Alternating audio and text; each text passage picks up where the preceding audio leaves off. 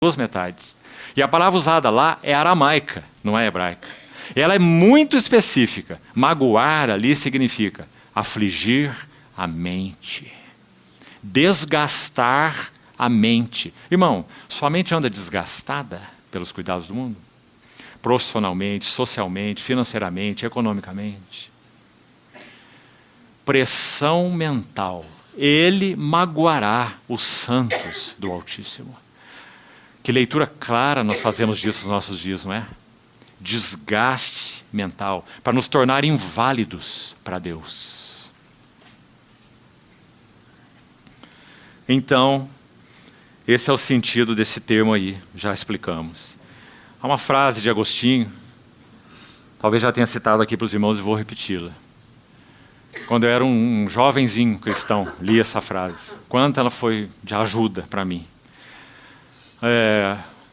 Agostinho, erudito que era, e até mesmo um poeta, podemos assim dizer, ele escreveu de uma maneira bastante difícil. Vamos ver se dá para entender, senão nós vamos explicar. Ele escreve assim: execráveis são as prosperidades do mundo. Duas vezes execráveis. Execrável significa desprezível. Execráveis são as prosperidades do mundo. Duas vezes execráveis. Seja pelo temor da adversidade, seja pela corrupção da alegria. Já compreendeu a frase?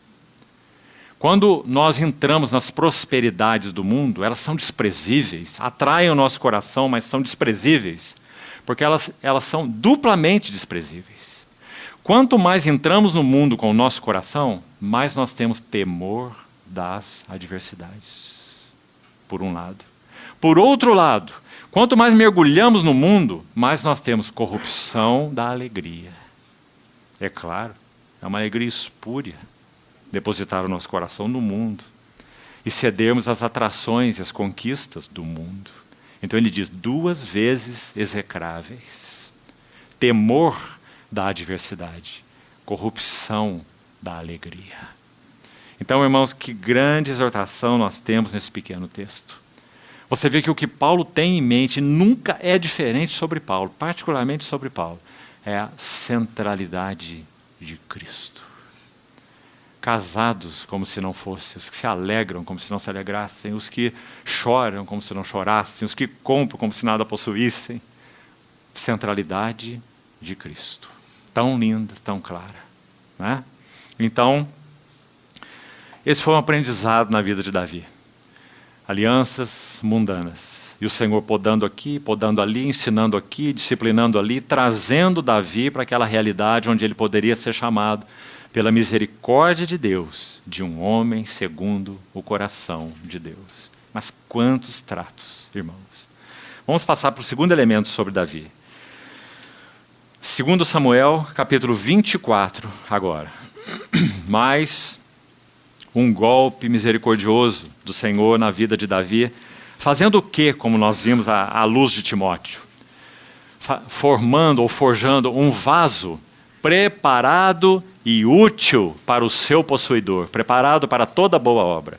Então, segundo Samuel, segundo livro de Samuel, nós não vamos ler, mas é importante que você tenha aí o registro então. Capítulo 24, segundo Samuel 24, registre aí, por favor, os versos de 1 a 4 e depois os versos de 10 a 17. São esses os textos. O que acontece aqui, resumindo então a história para avançarmos. Davi levanta o censo do povo. Isso foi um grande pecado diante do Senhor. Por quê? Porque Davi, de alguma forma, confiou na capacidade dos seus próprios recursos. Quando Davi levanta o censo do povo, isso é muito ofensivo ao Senhor, porque o Senhor sempre deu vitórias a Davi baseado no braço de Deus. Você se lembra a primeira experiência de Davi, com quem foi? Com Golias. A vitória clara do braço de Deus. Um gigante e um jovenzinho. Ele com armadura, o outro com pedras. Não é? Tão linda e grande lição. sempre as vitórias de Davi foram as vitórias do Senhor. Mas agora Davi é um homem poderoso, ele já estava no trono, e chega um momento que ele quer levantar o censo do exército. Então ele conta 600 mil homens capazes de sair à batalha. Então, isso foi para o coração do Senhor uma afronta.